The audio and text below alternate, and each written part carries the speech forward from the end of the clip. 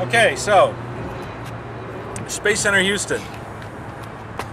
Good news, bad news, no news. Well, it's a neat place and it's got a lot of neat exhibits.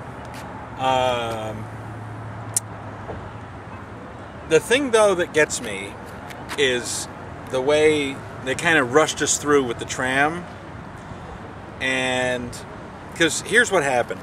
Tram leaves here, it goes through, well, first of all, to get on the tram, it's like getting on an airplane, you know. You got to turn out your pockets, walk through a metal detector, they got to search your bags and all this kind of stuff. All this 9/11 hysteria. So you go through all that crap, you get on the tram, you got a number, you got to have your boarding pass with a number on it, you know. And you got to make sure you give back that boarding pass with the same number on it. And you got to stay in the same row on the tram when you get off and get back on, which is kind of. But you get off the tram at the historic Mission Control, and you go up the stairs and you see the Mission Control room. But you can't see the shuttle Mission Control room, and you can't see the other one, the ISS Mission Control, which is kind of a drag because there's nothing going on, obviously, in the historic Mission Control, the Apollo early shuttle era Mission Control. Now they had a guy there who seemed to know his stuff and was, you know, gave a little story, which was great. You know, that was a plus, better than a poke in the eye. But then we went to the astronaut training facility where they have the the mock-ups of the International Space Station modules and the space shuttle mock-ups and all that kind of stuff. And that was kind of a drag because they had the little audio somebody's reading something. This is Zevda, and this is Zarya, and this is Unity, and blah blah blah. Well, that's great, but there's about 50 other pieces of gear down there on the floor that are interesting, and nobody knows what the hell they are. That's kind of a drag. The lady who was walking us through all the stuff, just a girl, I don't know, college intern, this stuff was not her bag. Then we get to the rocket park, or the rocket garden, whatever they call it, where they have the Saturn V and they have a couple other rockets. Well,